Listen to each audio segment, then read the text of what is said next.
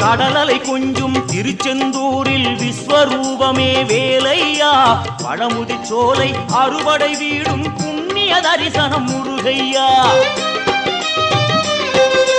திருநீர் அணிந்து வரும் போது நெஞ்சில் நிம்மதி பிறக்குது கந்தையா சுகனே சிவனார் மகனே உன்னை பாட பாட சுகமாகுதையா வேல் முருகா அரோகரா அரோகரா வேல் முருகா